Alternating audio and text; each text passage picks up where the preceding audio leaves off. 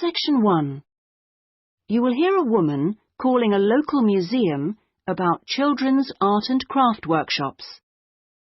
First, you have some time to look at questions 1 to 5.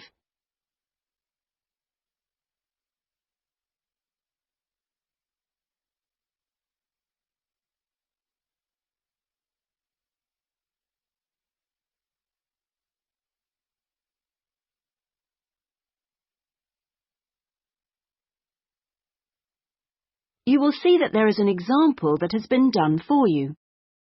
On this occasion only, the conversation relating to this will be played first.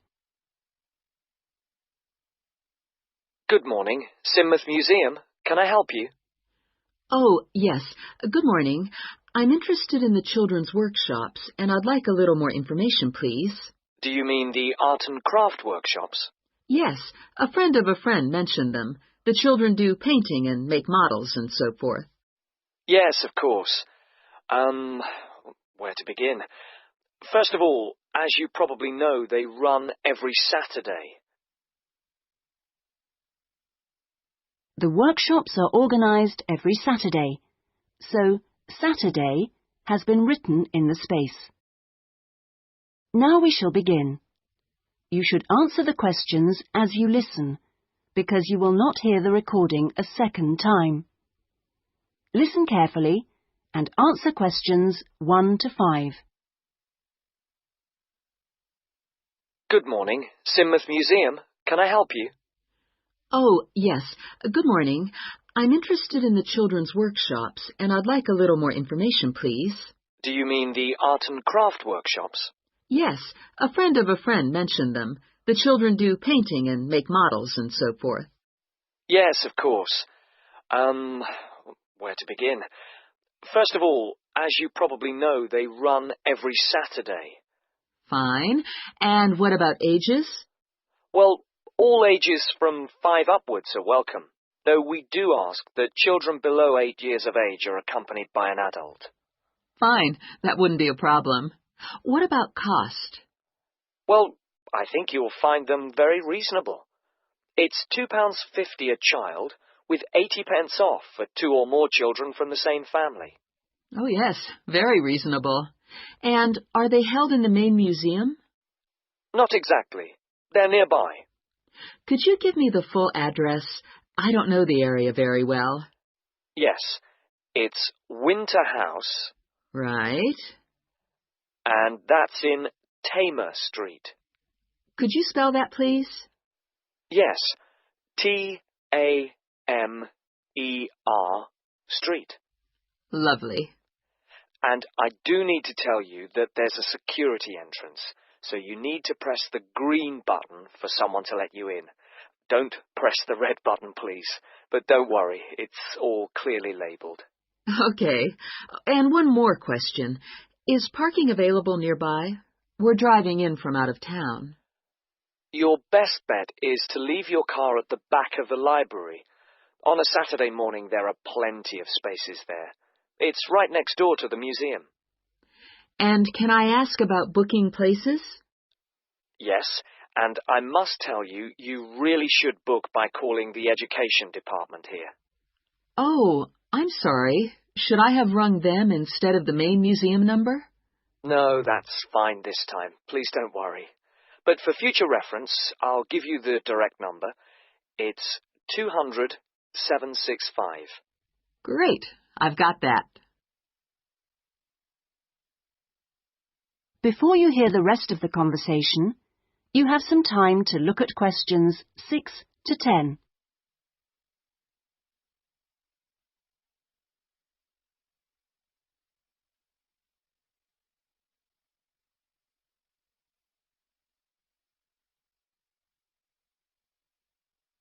Now listen and answer questions 6 to 10. But I'm very happy to give you information about the next 2 workshops. On Saturday the 16th, there's building castles. Oh, sounds great. This involves quite a bit of glue, so just make sure the kids are in old clothes. I know. Ones I don't mind getting mucky. Exactly.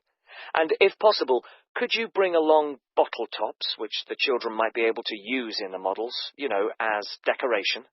We'll certainly try to find some for you. Then the following week... That'll be the 23rd, won't it? Yes, that's right. On that day, it's what we call undersea worlds. This is where they make scenes with fishes, underground caverns, and so on. Is that likely to get very dirty? Lots of paint splashes? Not really. So we don't recommend any special clothes for that one. But if you could search out some silver paper to bring along to use in the sessions, it's shiny, it looks like water, that'd be great. Yes, of course. We'll see what we can come up with. Well, thank you ever so much for all your help. The sessions sound really good, and I'll certainly book up for the next 2. Lovely. Thanks very much for ringing. Bye. Bye-bye. That is the end of section 1. You now have half a minute to check your answers.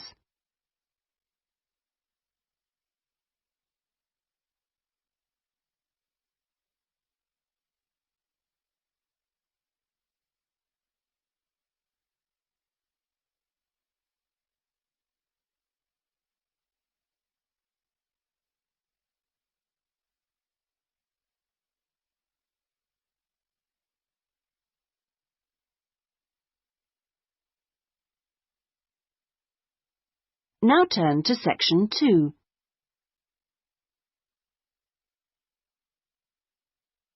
Section 2. You will hear a customer services official giving information to a passenger at a railway station in a town called Trebirch. First, you have some time to look at questions 11 to 17.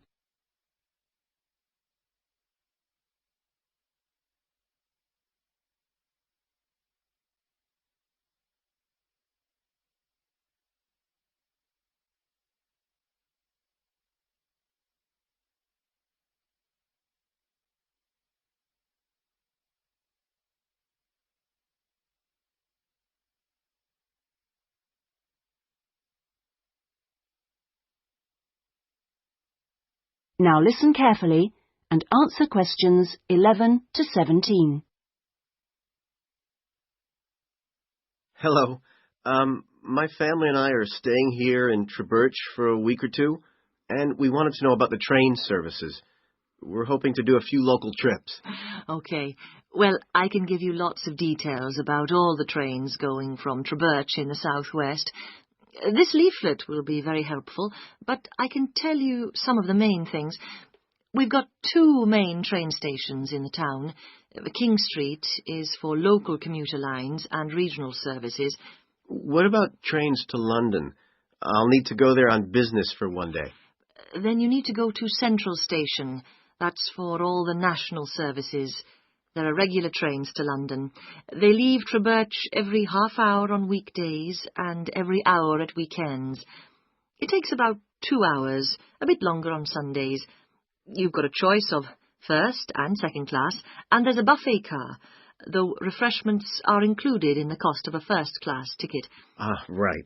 And have you got any information on different ticket types? Yes, there's a range of ticket prices depending on when you travel and when you buy your ticket. There's a standard open ticket, which doesn't have any restrictions. This can be bought in advance or on the day. You can also get various discounted tickets. A popular one is called the Super Save, and this is okay for travel after 8:45.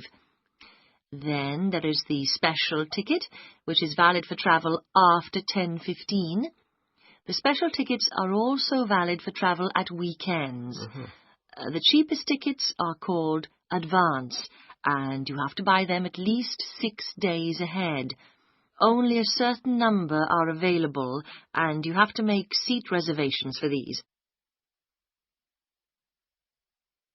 Before you hear the rest of the conversation, you have some time to look at questions 18 to 20.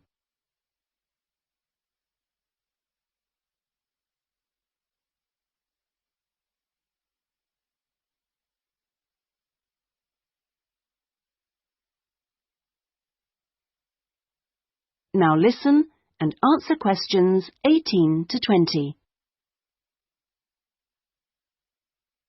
Thanks. And are there lots of places to go to around here? Oh, yes. You can enjoy many days out. There's the Merthyr Mining Museum, which is only half an hour from Treberch by train. Your children will find it just as fascinating as any theme park, and they can ride in the original miners' lifts and on the coal trains. There are special excursion tickets which include entrance fees. Mainline trains also offer direct services to Bristol, where you can visit the docks or spend a great day out with the children in the zoo, which is set in the parkland that used to surround the old castle. Special family away day fares are available for this service now during the school holidays. Alternatively, you can be in Birmingham in only an hour and a half, where there's lots to see and do, including the new and internationally acclaimed climbing wall built on the site of the old aquarium. We will also be running a special service to Newport when the new Science Museum opens next year, as we anticipate a lot of visitors in the opening weeks. I'd advise you to call early to book your tickets. Is that okay? Yes, thanks. That is the end of section 2. You now have half a minute to check your answers.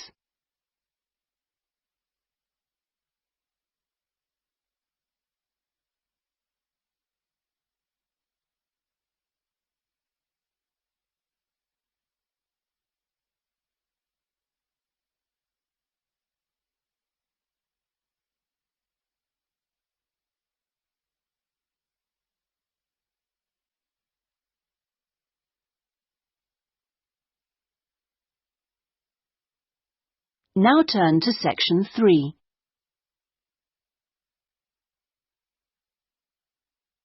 Section 3. You will hear a discussion between a tutor and an education student called Sandy about the student's dissertation. First, you have some time to look at questions 21 to 25.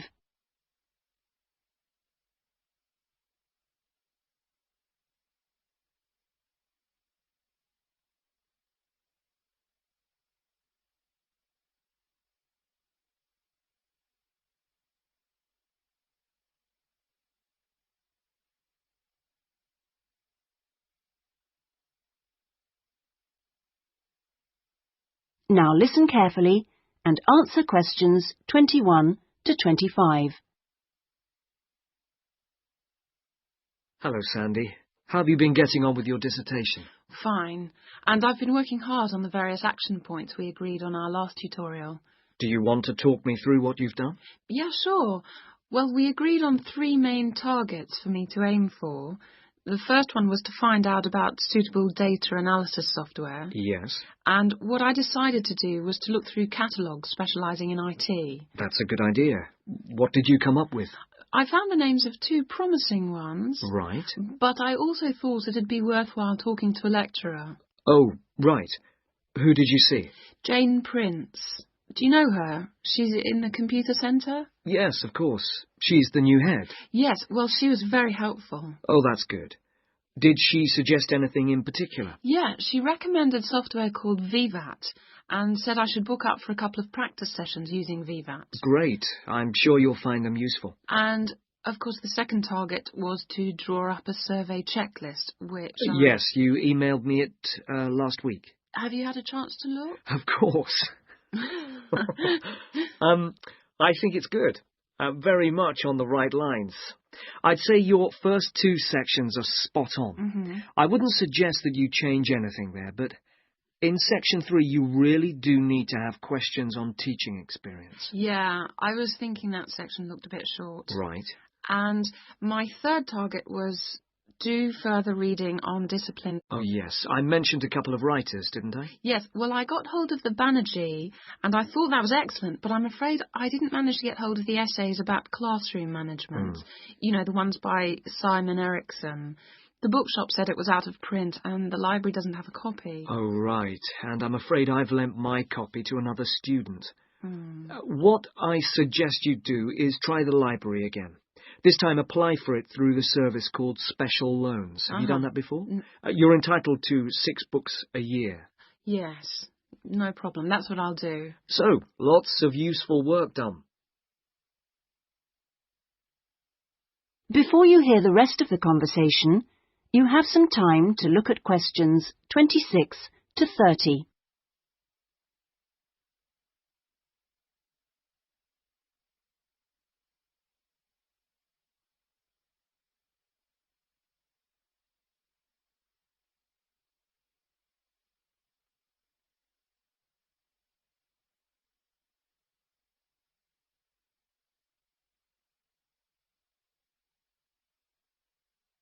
Now listen and answer questions 26 to 30. So let's look at some new targets.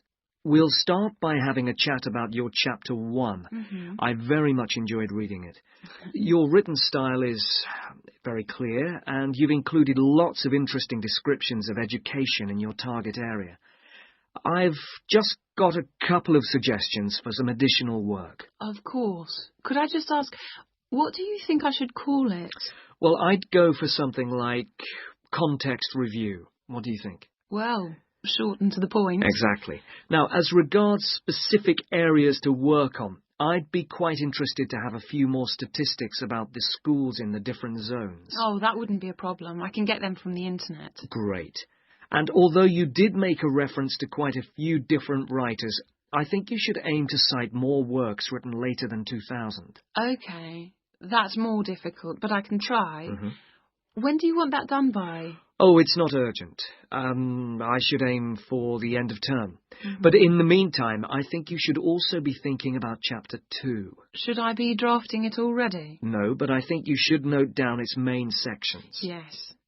You know, I always find that the hardest part... I always find it helpful to put some ideas on index cards. Yeah. And then you can sort them and even lay them out on the floor. It's a real help. Well, I'll certainly try it. Okay. When would the deadline be for that? My advice would be to get it done before you embark upon the research. You can always change it later if you need to. OK, I'll get going on that then. That is the end of section 3. You now have half a minute to check your answers.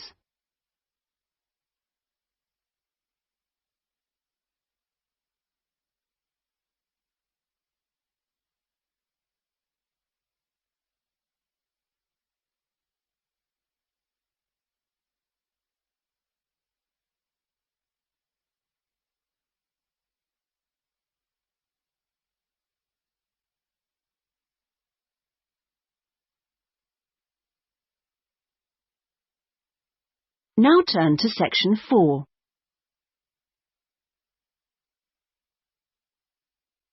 Section 4. You will hear part of a lecture about the history of moving pictures. First, you have some time to look at questions 31 to 40.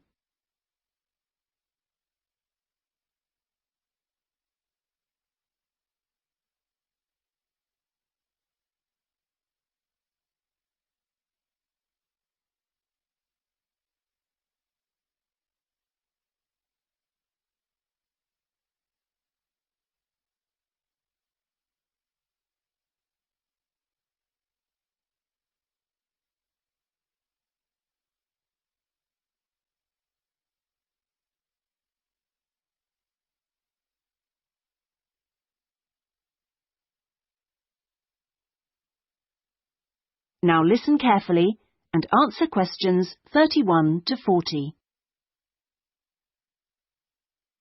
Many believe that the story first began in America in 1877, when 2 friends were arguing over whether a horse ever had all 4 feet, or hooves, off the ground when it galloped.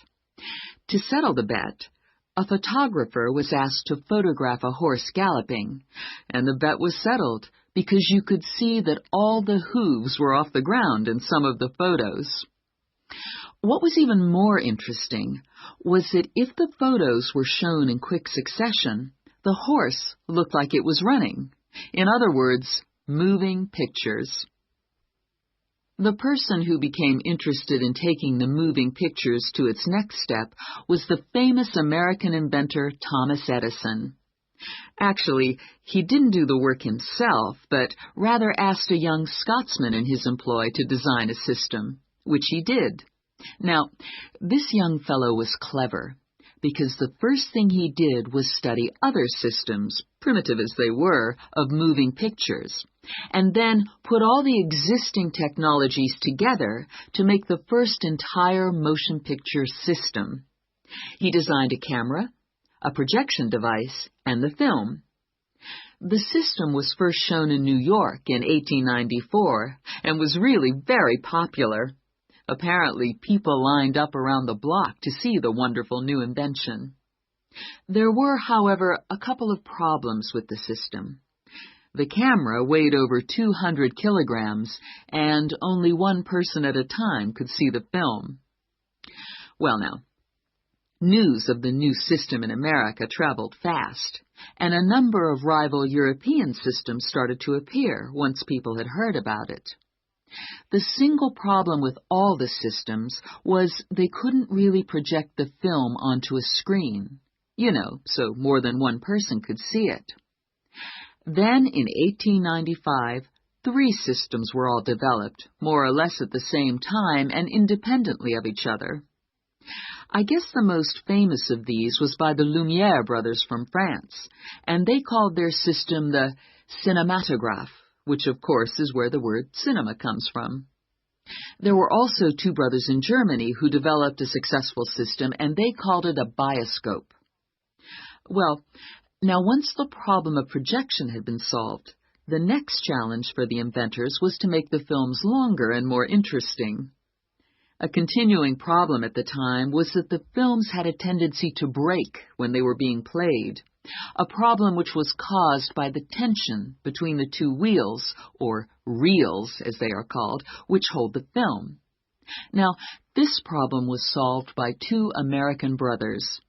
They developed the Lantham loop, which was the simple addition of a 3rd reel between the 2 main reels, and this took all the tension away, with the result that the film stopped snapping.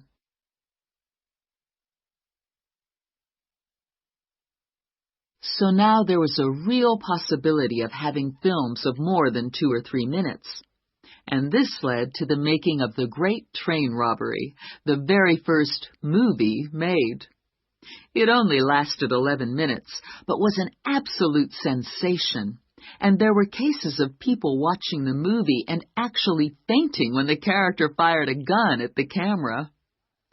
Almost overnight, movies became a craze. And by 1905, people in America were lining up to see movies in store theaters, as they were called then. I guess the next big step in terms of development of technology was to have people actually talking on the film. And the first step towards this was in 1926, when sound effects were first used on a film. It wasn't until the following year, however, that the first talkie, as they were called then, was made. This film featured actors speaking only during parts of the film, and was called The Jazz Singer. And it wasn't until 1928 that the first all-talking film was produced, and this was called The Lights of New York. Unfortunately, the sound on this early film was not very good, and I believe they put subtitles on the film. That is, they printed the dialogue along the bottom of the film to compensate for this poor sound quality. Now, with the addition of sound, moving pictures became far more difficult to make. That is the end of section 4. You now have half a minute to check your answers.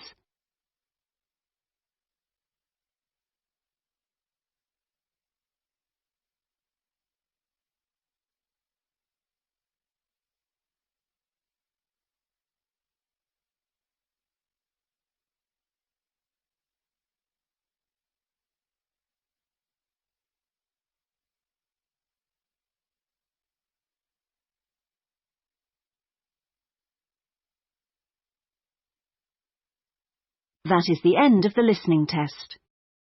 In the IELTS test, you would now have 10 minutes to transfer your answers to the listening answer sheet.